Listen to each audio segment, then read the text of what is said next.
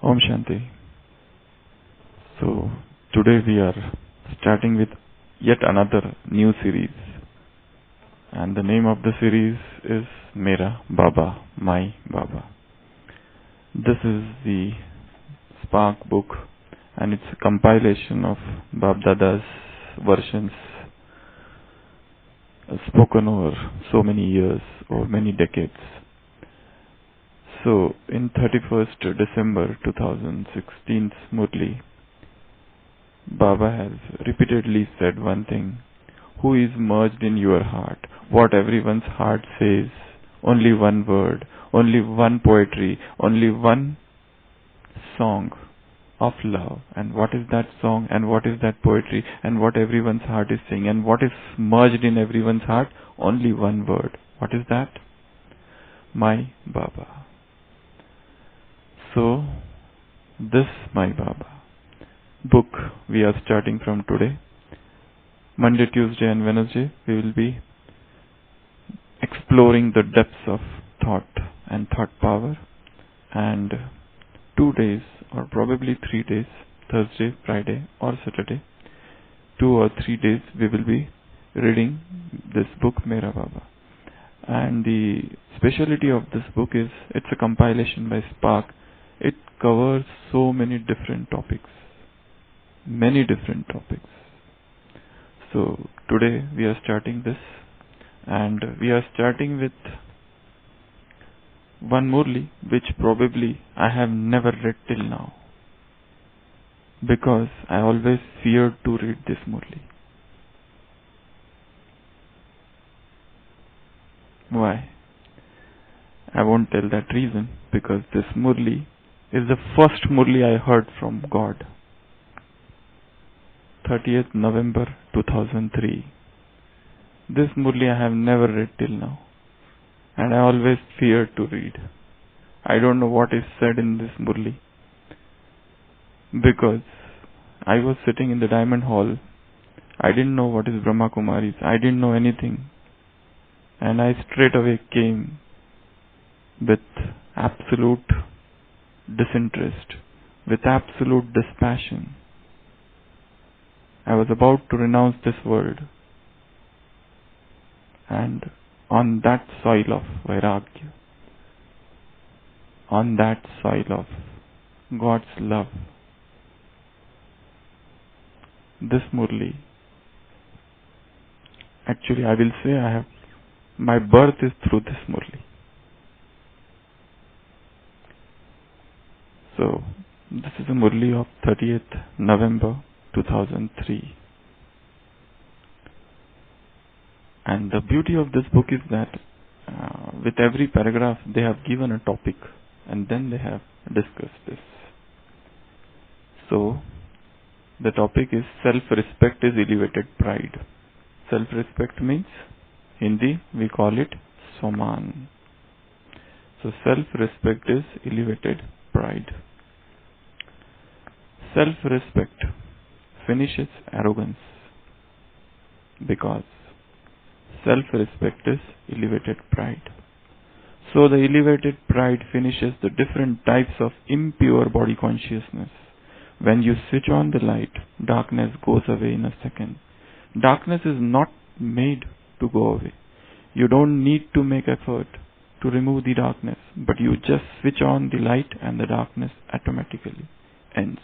In the same way, switch on your switch of the awareness of self-respect, and you won't have to make effort to end the different types of body consciousness. You do have to make effort while you don't have the awareness of being an embodiment of self-respect. Bab Dada sees the games of the children. You speak about self-respect in your heart. I am seated on Bab Dada's heart throne. You say this, you think this, but then you don't remain seated on the seat of experience. It is essential to experience whatever you think, because the most elevated authority is the authority of experience. So Bab Dada sees that you listen to everything very well. You think very well too, but hearing and thinking about it is something different. To become an embodiment of experience, is the elevated authority of Brahmin life. This is the difference between devotion and knowledge, jnana and bhakti. In devotion too, they become very intoxicated listening. They even think, but they are unable to have an experience. Jnana means being a jnani soul, jnani tu atma. That is, being experienced in every type of self-respect. The experienced form gives you spiritual intoxication. Experience in life can never be forgotten. Whatever you have heard or thought about can be forgotten. However, the authority of experience never decreases. So Baba is talking here of Soman, about self-respect, about self-esteem. There is one thing which is known as I. So many little I's. I do this, I am that. But all these I's are of body consciousness. And they create arrogance. They create arrogance. A person may become haughty with this. But here we are not talking about. Baba is using the word elevated pride. Pride hath a fall. The English saying goes, pride hath a fall. But here, this elevated pride does not have fall. It has a rise. It doesn't wane, it waxes. So, self-respect finishes arrogance. Because self-respect is arising from soul consciousness. Anything that arises from soul consciousness, automatically becomes viceless, automatically pulls your consciousness out of this body and takes you little above this world. You are not colored by the things of this world. You are not colored by the happenings of this world. You are not influenced by the nature, sanskars, or circumstances. So, what are the benefits of staying in self-respect? First, Baba told here is, it finishes arrogance. What else? Arvind Bhai. What are the benefits of Saman? What happens when you stay in Saman? What happens when you are seated on the seat of Saman? Till now I was speaking. From today onwards we are going to make this session absolutely interactive. And from tomorrow onwards, today's English Murli, we are going to revise along with this paragraph every day. So, today's Murli, all of you have to study, take out some important points and come prepared tomorrow so that we can revise two things. This as well as Murli. A day before Murli. So, self-respect finishes arrogance. One. Second. Yeah.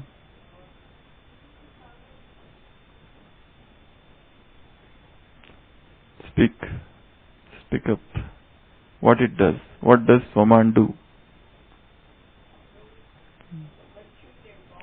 Virtues and powers will come to you automatically. You don't have to strive differently for that. Once you are situated in self-respect, all gun, all shaktiya, all virtues and powers will come to the soul. Next.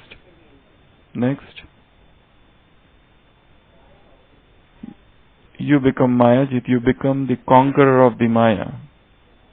You become more powerful. Then, all powers obey you. You don't have to even order them. They automatically come to you. You don't have to even invoke them, call them.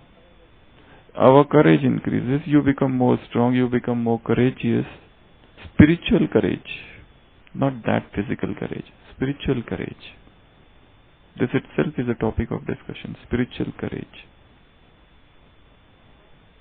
You become master of yourself. You have attained self-mastery, self-sovereignty. Sunday's Murli, Baba said, you are sitting on the throne of self-sovereignty.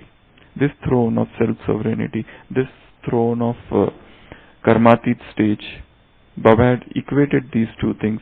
To be seated on the throne of karmatit means to be free from the effect of actions is same as to have the control over your physical organs. So self-mastery. So what you attain is self-mastery through self-respect. And then here again, what else? What happens because of Soman? When you are situated in the seat of Soman, what happens? Yeah? Your stage increases. Your stage becomes elevated. Okay? You stay in reality. You are away from this falsehood, false world. It's easy to give respect to others. It's easy to see others as they are. It's easy to see others as they are. Because unless and until we are situated in self-respect, we can't see others as soul. Everyone is a royal soul of the deity clan. Everyone is a royal soul of the deity clan. Everyone is a great soul of this deity clan. Everyone is great soul of this Brahman family. This elevated vision. Otherwise, we come down and we start seeing their faults, imperfections, failings, defects, flaws. And then we have conflict. We fight. Then they are not fulfilling our expectations. All these things start. Here we are elevating our own conscious level. The level of our consciousness is going up.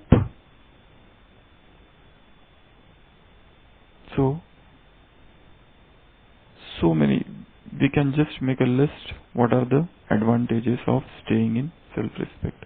And tell me at least 10 self-respects which Baba has given us. Each one self-respect. I am a great soul. Chalo, start from here. Sandeep. I am an elevated soul. I am world benefactor soul. I am self-sovereign soul. I am the conqueror of the nature. I am the conqueror of the Maya. Then I am Master Almighty Authority. Then I am the highest soul, highest, purest, richest, most elevated soul in the world, loveliest, sweetest, luckiest. So these are all self-respects.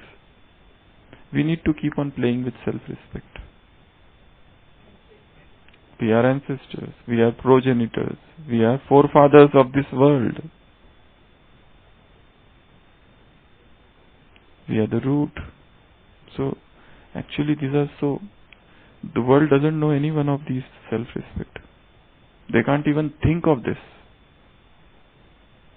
But Baba has given so many self-respects. So each and every murli, if you will find at least 10, 20 self-respects. Even from Sakar Murlis. So, what it does is it finishes arrogance.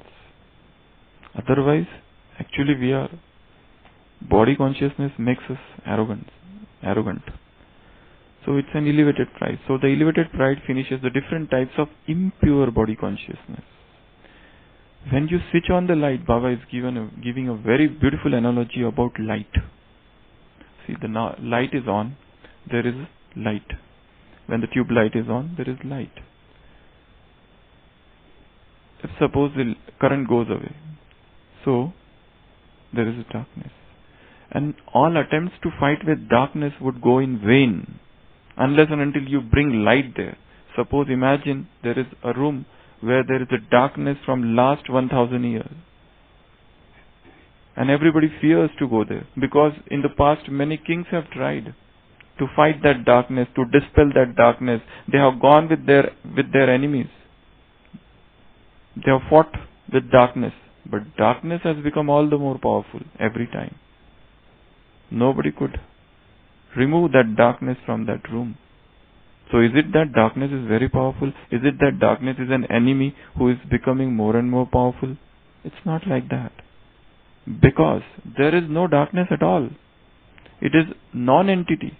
It has got no existence. The very definition of darkness is absence of light. You bring light, even a small candle is enough to dispel a whole lot of darkness. No matter how long it has been existing, no matter how strong it appears, no matter how dark it is, how deep it is. But what you have to bring is light. Bring even a candle. One Saman is just like that light. A lamp, a candle, and it dispels all the darkness. So this is a very beautiful analogy. Baba sees the game of the children. You speak about self-respect. Now Baba is hinting at some other thing. He is saying that you say that I am seated on Bab Dada's heart throne. You say this, you think this, but then you don't remain on the seat of experience. You don't experience it. All spirituality is about experience. It has nothing to do with book learning. It has nothing to do with knowing things by heart. It has nothing to do with lecturing. It has nothing to do with giving beautiful discourses. It is nothing to increase your information. Spirituality has nothing to do with all this. Spirituality, religion, as Swami Vivekananda has said in one of his lectures, religion is realization. Today is 12th January, National Youth Day, birthday of Swami Vivekananda.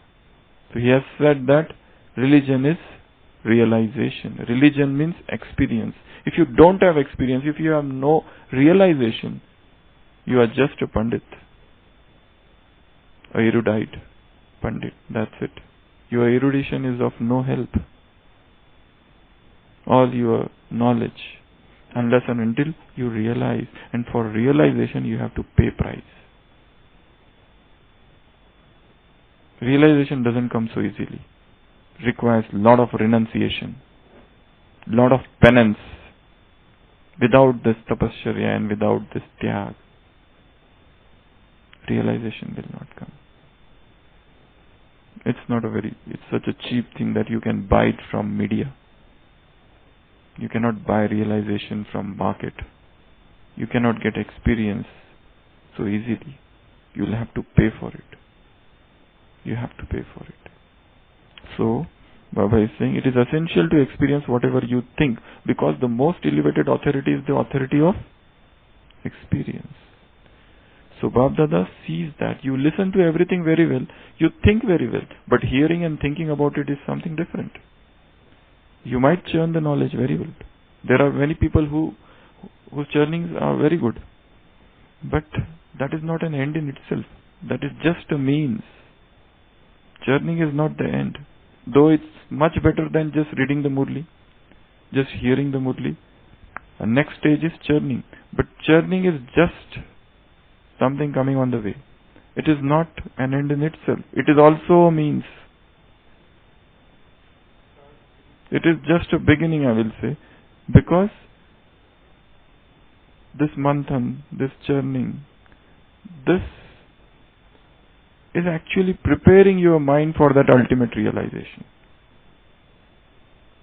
It's in fact a stepping stone to ultimate success, but it is not an end in itself. So, simply to get lost in churning, that is also to think that we have attained something very good. It's not like that. There are so many steps. So, hearing and thinking about it is something different. To become an embodiment of experience. Baba likes two words very much in all Murlis: Murt and Swarup. Every virtue he adds these two words: Murt and Swarup. Murt and Swarup. Swarup in English they translate as embodiment. Anubhavi Murt. Murt they translate as image. Image of so many things, or embodiment of so many things. Murt and Swarup. Murt and Swarup. These are the two words. Actually, nowhere in no Hindu literature or any literature of the world, these two words are used. Swarup and Murt. Embodiment and image. Anubhavi Murt. Uddhar Murt. Image of upliftment. Everywhere he has used image. Means, what does it mean? You have to become image of that. Means as it is. Means that thing you should become embodiment, or you should become image of that.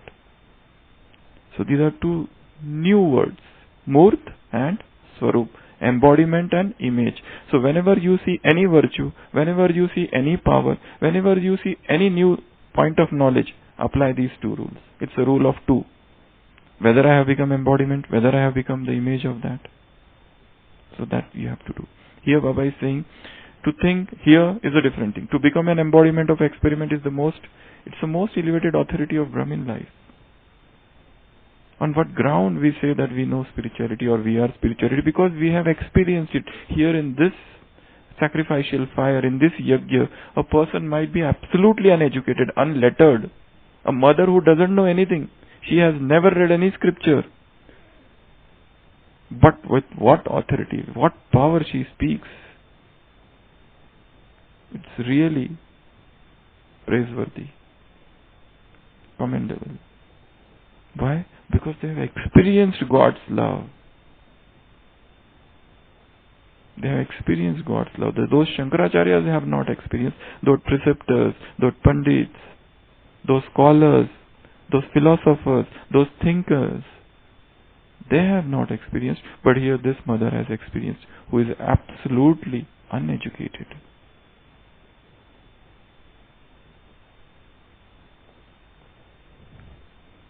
This is the difference between knowledge and devotion. Baba is telling here the difference between knowledge and devotion. What is in the bhakti and what is in this gyan. There is a difference. In knowledge or in bhakti also what they do? Very intoxicated listening. Kanras. They love to listen. They get intoxicated. They even think, but they are unable to have an experience. But to have experience of God's love. God's love. They might be having experience of deities. They might be having experiences of their gurus, their preceptors, their teachers, so-called scholars, philosophers, so-called gurus, but not God. Gyan means being a Gyani soul. That is being experienced in every type of self-respect. Whenever you see any self-respect, apply rule of two. Have I become the embodiment of that? Have I become the image of that? The moving and the walking image of that. The moving and walking image of that. Of that self-respect, of that virtue, of that power, of that point of knowledge. That is what we have to do. The experienced form gives you spiritual intoxication, Narayani Nasha, godly Nasha, Ruhani Nasha, Ilahi Masti. So many different words are used. Spiritual intoxication, inebriation. Just as a drunkard, when he is drunk, he doesn't know what is happening in the world. His gait becomes staggering. He is totally unaware of this world, unaware of the consciousness of this world. He lives in his own world. In this similar manner, you should have spiritual intoxication that should fill your each and every vein. And then experiences like can never be forgotten. You forget all other things, but you never forget experience. Even if 5 seconds of experience, 5 minutes of experience, you can remember that whole life. It makes an indelible impression on the mind. It cannot be erased, unerasable dent on the mind. So such impression, such experience, we should strive for. And we should not rest content anything less than this. Such divine discontent, Daivya Santushtata, should always be in our heart. Don't get satisfied with any of one of your experience. We want more experience. We should be hungry and we should be thirsty for more and more experiences of God's love. Don't say that, oh, when we came in knowledge, we had a lot of experiences. We cried a lot. Our eyes welled up. So many tears rolled down our cheeks. So what? What about now? Those were olden days. Once upon a time that happened. What about now? Where has gone your purshat? Where has gone your effort? Again, that is because that this complacency, this Little carelessness has come regarding experience. So never become complacent. Get satisfied just with this experience. You have to go ahead. Experience in life can never be forgotten. Whatever you have heard or thought about can be forgotten. But the authority of experience never decreases. It never wanes. So keep on increasing experience. Om Shanti.